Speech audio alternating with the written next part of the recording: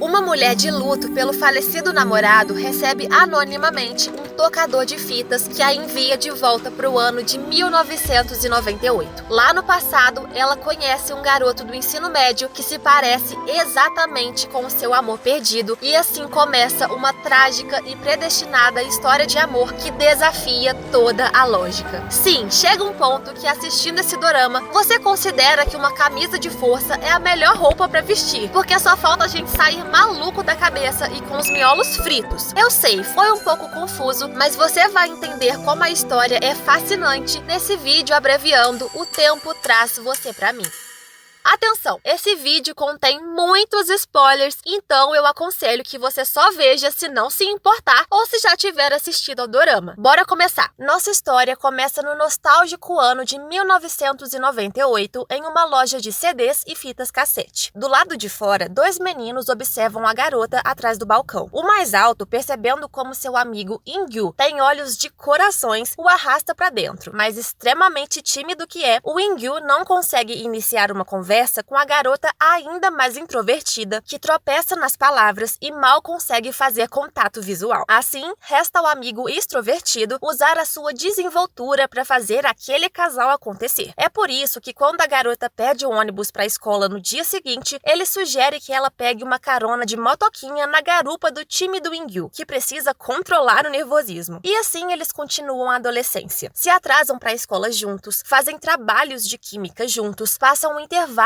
juntos e em alguns momentos ela se permite até mostrar o sorrisinho, percebendo como o In-gyu quer ser amigo dela. Claro que tudo isso só foi possível por causa do esforço do mocinho alto ajudando seu amigo. Dito isso, a história avança para o presente. É 2023 e somos apresentados a Han Jun-hee, muito mais sociável do que aquela que conhecemos. Caraca, nem parecem ser a mesma pessoa, né?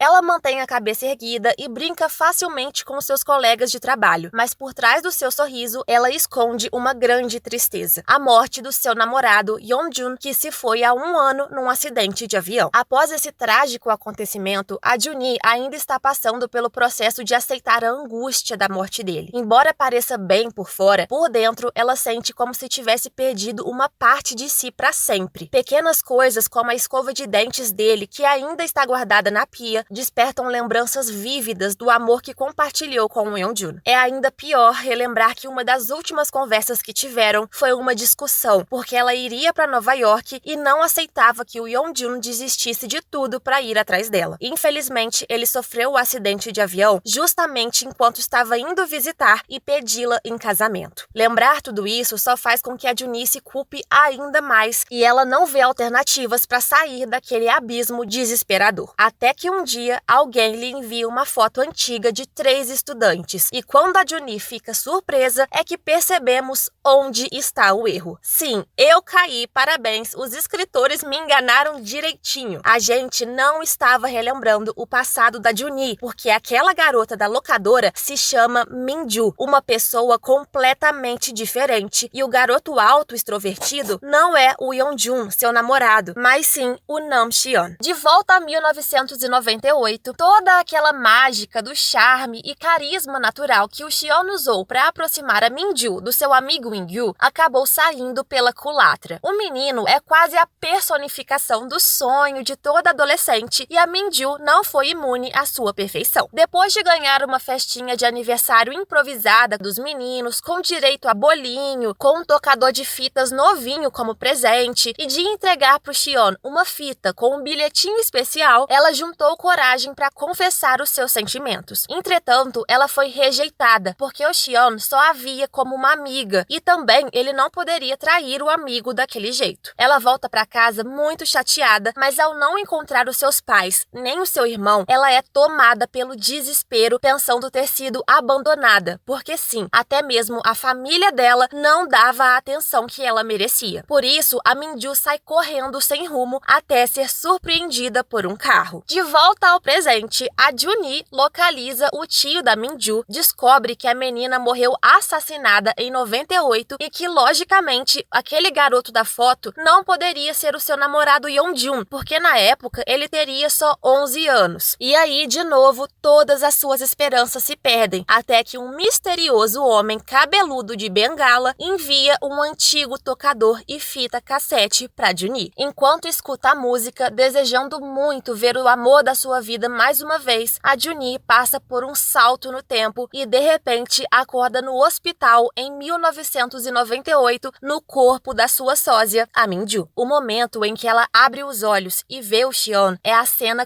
crucial que dá início a esse romance inesquecível. Como esperado, a Juni confunde o Xion com o Yeonjun e, dominada por fortes emoções, ela chora e se agarra desesperadamente ao garoto que não entende nada. Após a sua confusão inicial, as memórias da Minju original retornam e se misturam com a da Juni. Então, ela pensa que a sua vida lá em 2023 foi só um sonho e passa a viver naquele mundo atual. Já a Minju de verdade está isolada nesse lugar estranho que parece o subconsciente e, apesar das memórias dela terem um espaço na mente, é a personalidade da Juni que começa a brilhar mais forte. De repente, ela vira a menina que fala alto quando precisa, que briga e que dá bronca, até na sua família, para mostrar como eles são bem desnaturados. Ainda achando ser a Minju, a Juni continua se confundindo com as suas memórias e sempre chama o Xion de Yeonjun, o que o deixa bem irritado. Querendo saber o motivo dela estar trocando os nomes daquele jeito, ela fala sobre o sonho,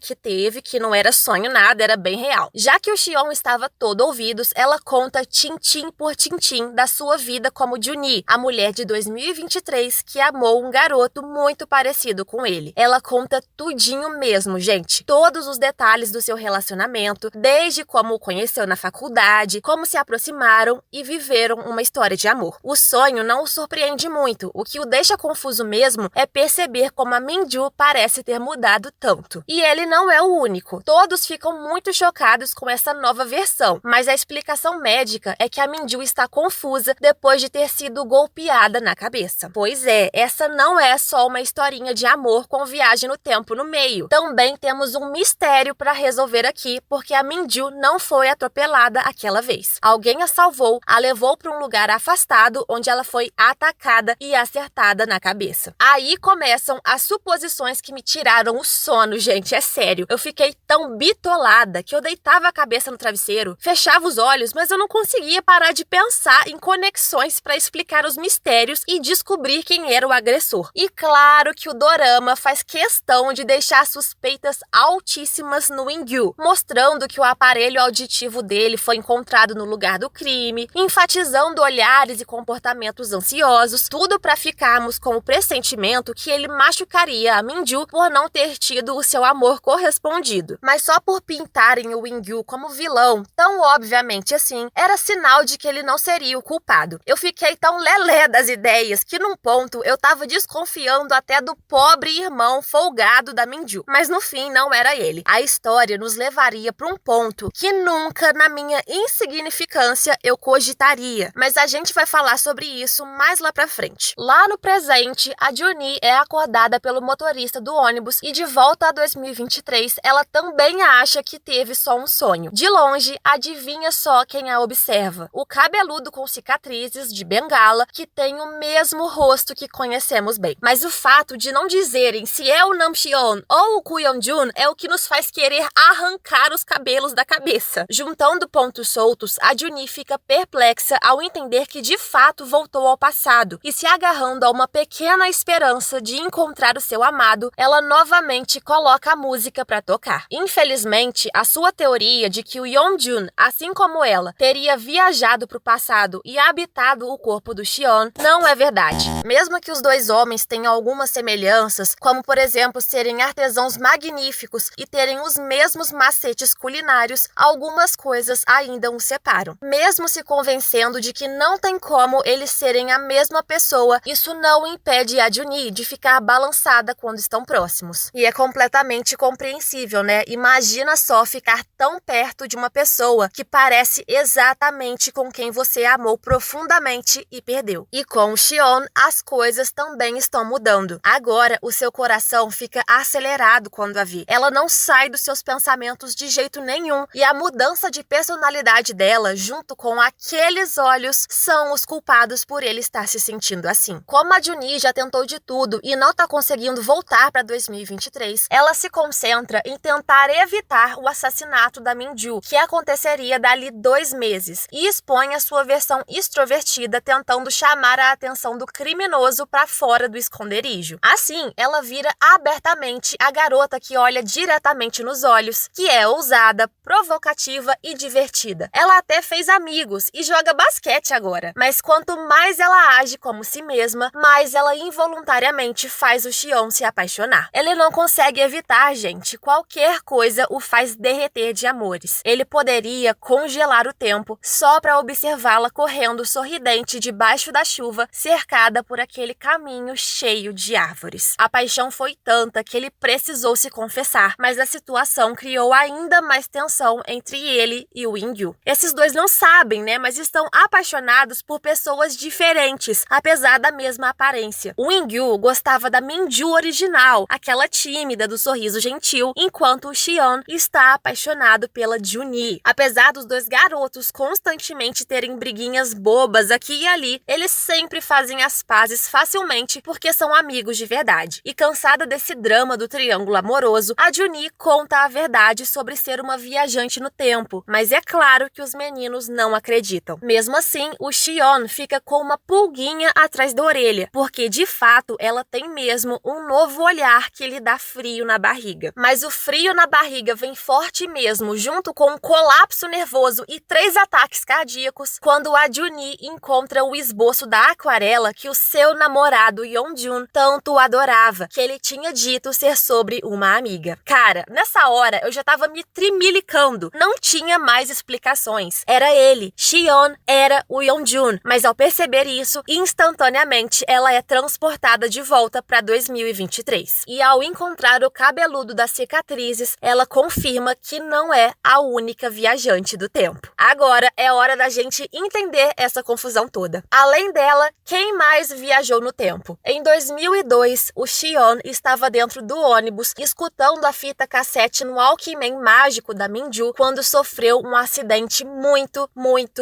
feio. Gravemente ferido, a música continua tocando. E a próxima vez que acorda, ele percebe que está em 2007, que apesar de 5 anos terem passado, ele continua tendo 18 anos e as pessoas o chamam de Yeonjun. Paralisado, o Xion entende que chegou ao futuro e que a história maluca da Minju sobre ser uma mulher de 2023, chamada Juni, era verdade mesmo. Sozinho naquele lugar, vivendo como alguém diferente, o Xion só pensa em ir atrás da única pessoa que conhece, a Juni. E quando a encontra, tudo parece tão mágico que o meu coração quase deu um treco. Depois disso, o Xion, vivendo oficialmente como Yeonjun, aos pouquinhos se insere na vida da Juni, que ainda não o conhece. Ele entra na mesma universidade que ela, começa a trabalhar no mesmo restaurante e segue exatamente todos os passos que a Juni, de 1998, compartilhou com ele. E a grande parte do brilho desse dorama pra mim é poder assistir esse casal se reencontrando e se apaixonando de novo. Ele respeitosamente não desgruda, demonstrando que gosta dela, mas nunca a pressionando a gostar dele de volta. Até que aos poucos, observando o jeito gentil daquele menino sensível, se aproximando naturalmente, admirando o cuidado extremo que ele tem por ela, a Juni finalmente entrega o seu coração a ele. Então, na realidade, desde o início, a Juni se apaixonou pelo Xion, embora pensasse que era o Yeonjun, porque essa era a identidade que ele assumiu viajando pro futuro. Mas junto com esse destino fantástico, existe também uma desgraça iminente e inevitável, porque o romance deles está enraizado num ciclo temporal infinito. Você deve ter se perguntado, quem viajou no tempo primeiro? Simples, não tem uma resposta para essa pergunta. Para entender a história, você precisa desistir de tentar colocar os eventos eventos numa ordem cronológica. É a famosa pergunta: quem veio primeiro, o ovo ou a galinha? O dorama rompe com a ideia de que o tempo só anda pra frente. Não, aqui os eventos não acontecem numa linha reta, mas sim em um círculo onde tudo tá conectado e entrelaçado. O passado, o presente e o futuro coexistem juntos e só existe o agora. Não dá pra saber onde tá a origem dos acontecimentos, porque pensa só, foi a vontade de ver o seu namorado falecido que levou a Juni a voltar no tempo. Mas o seu namorado é o Shion, que ainda não a conhecia em 1998, porque não tinha ido pro futuro. Eles só se conheceram em 2007, porque a Juni, de 2023, viajou pro passado e no corpo da Minju contou a sua história de amor, garantindo que o Shion, ao viajar pro futuro, assumindo a identidade do Yeonjun, seguisse todos os passos que aprendeu com a Juni viajante do futuro e conquistasse a Juni universitária que ainda não era uma viajante. Entende? Sem querer, eles criaram um ciclo temporal infinito, onde para se apaixonarem, necessariamente eles precisam um do outro. Simplesmente não existe uma resposta para quem viajou primeiro, ou em que ponto do passado ou do futuro o amor deles nasceu, porque é um paradoxo temporal. É como se a paixão em si sempre tivesse existido sozinha. Cada decisão dele, recriando a história de amor na universidade, era para fazê-la se apaixonar e manter os eventos como deveriam acontecer, incluindo aquele voo condenado. O Shion sabe que o corpo do Yeonjun deve morrer no acidente de avião, porque só assim ele garantiria que a Juni de 2023 viajaria para 1998, onde o Shion a conheceria, se apaixonaria e assim por diante, tudo de novo. Ele escolheu morrer naquele avião e refazer esse ciclo amoroso infinito e doloroso só para continuar vivendo o seu amor com ela de alguma forma. Então, o que acontece depois do acidente? Quem é esse cabeludo de bengala? Rufem os tambores, porque esse é o Namjoon.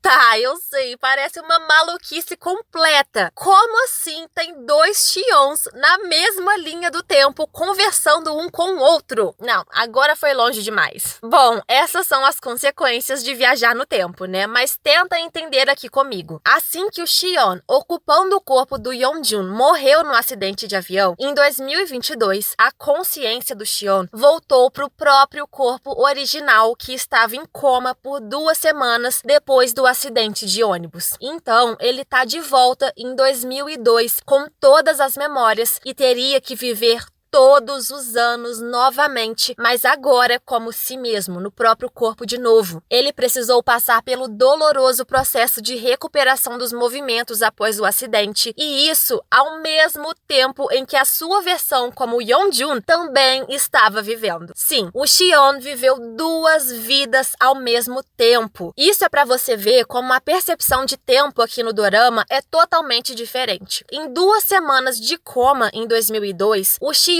viveu 15 anos como Yeonjun. E naquele 1 ano que a Juni ficou de luto pela morte do namorado que ela achava ser o Yeonjun, o Shion voltou para 2002, se recuperou dos machucados e viveu sofrendo sozinho, vendo o In-gyu tirar a própria vida até finalmente chegar em 2023 e encontrá-la ali, cabeludo e choroso. Para ela, demorou 1 ano para eles se reencontrarem. Já para ele, demorou 21 anos. Como esse bichinho sofreu para viver esse amor, hein? E claro que é muito emocionante quando ela finalmente percebe que o menino que conheceu como Minju sempre foi a sua alma gêmea. Mas então, onde está o verdadeiro Yeonjun? Quem era gay nessa história? Quando esse casal apareceu pela primeira vez, a minha mente deu 3 segundos de tela azul. Mas depois eu me senti expert nesse assunto aí de viagem no tempo, quando só de reparar pequenos trejeitos e olhares, você entende que apesar de parecer igual, esse aqui não é o nosso Shion. Esse engomadinho é o Yeonjun original, um garoto gay que se apaixonou pelo seu colega de cursinho. Durante uma viagem juntos em 2007, quase batendo as cabeças no teto do carro de tão altos, infelizmente eles se distraíram demonstrando pela primeira vez se gostarem e sofreram um acidente enquanto davam as mãos. O amigo morreu imediatamente mente e a consciência do Yeonjun, supomos que também morreu. Só restou o corpo, que foi ocupado pelo Shion, que lá no passado, em 2002, também estava sofrendo o acidente de ônibus e sendo transferido para o corpo do Yeonjun por causa da música tocando no toca-fitas. Ou seja, no fim das contas, a Juni nunca teria dado certo com o verdadeiro Yeonjun por motivos óbvios. Tá, mas e agora? O Shion e a Juni podem finalmente ficar juntos? Com certeza a gente tem uma necessidade e urgência enorme para que esse casal tenha um final feliz. Mas ainda não chegamos lá, porque existem forças trabalhando contra eles, incluindo a Minju lá do passado. Como que a Minju quase estraga tudo? Mesmo que o romance do nosso casal seja o que mantém tudo unido, esse dorama também é sobre a jornada pessoal da Minju. Algo dá muito errado quando a Juni tenta voltar ao passado, mas dessa vez é ela quem fica presa no subconsciente, enquanto a Minju recupera o controle do próprio corpo. Em contraste com a alegria da Juni, a Minju sempre foi solitária. Ela lutava muito para se aproximar das pessoas, incluindo a própria família, mas nunca conseguia. É por isso que a Minju decide imitar a Juni agora que tem controle do próprio corpo, porque só sendo parecida com ela é que ela conquistaria a aprovação de todos, incluindo o amor do Shion. Apesar de se esforçar muito, ela não consegue enganar as pessoas, principalmente o Shion. Frustrada por perceber como todo mundo gostava muito mais da Juni do que dela e por não ser aceita verdadeiramente como é, a Minju fica gravemente deprimida e aí entra a presença horrível do vilão dessa história. Quem tentou assassinar a Minju? Lembra do estudante oculto que observava a Minju/Juni na escola? Apesar de ser esquisito, esse menino não era nenhum monstro criminoso, até perder o controle do próprio corpo. Acontece que esse garoto de óculos tinha um irmão mais novo que desde criança tinha comportamentos psicopatas. Vê só essa maluquice. Essa criança psicopata cresceu até que no futuro, em 2023, como amigo da Juni, descobriu com ela sobre viagens no tempo. Sabendo que o toca-fitas fazia pessoas com a mesma aparência saltarem no tempo, ele volta para 1998 e entra no corpo do seu irmão mais velho. Obcecado e psicopata, ele queria literalmente empalhar a Minju, a garota tímida e medrosa que viu nas fotos do irmão. Ele se aproveitou do estado depressivo da Minju e ela mesma se deixou ser levada para morrer. Apesar desse cara medonho ter sido quem deu a paulada na cabeça dela lá atrás e quase ter injetado veneno para matá-la, nas duas vezes ele foi interrompido lá em 2023, uma vez pela Juni e outra vez por policiais. O corpo do irmão mais velho só estava fazendo aquilo em 98 porque o irmão psicopata dele, crescido em 2023, é que estava manipulando lá o tempo para fazer ele matar uma pessoa. Olha que loucura. Mas mesmo sobrevivendo ao quase assassinato, a Minju estava sofrendo tanto interiormente que nem o esforço do Wingyu tentando trazê-la para a luz de novo não é suficiente. A Minju se odeia tanto que ela tira a própria vida se jogando do prédio abandonado. E por que o Wingyu assumiu a culpa? Ele gostava muito da Minju e quis realizar o último desejo dela. A Minju não gostaria de ser lembrada como uma coitadinha que desistiu da própria vida medíocre. Ela achava que a vida e a morte dela só seriam lembradas se ela tivesse um fim trágico. É por isso que o Wingyu sacrifica a própria inocência e assume a culpa da morte dela como se fosse um assassinato para que ela tivesse o fim que queria. Só que ao fazer isso, o Wingyu ficaria preso por 8 anos, perderia a sua vozinha e mais tarde, sem ver sentido para a vida, ele também se mataria. Tanto o Shion quanto a Juni querem muito evitar todas essas tragédias, mas pelo visto, a Juni teria que fazer isso sozinha porque o infeliz daquele psicopata maldito também matou o Shion em 2023. Gente, só desgraça, né? Que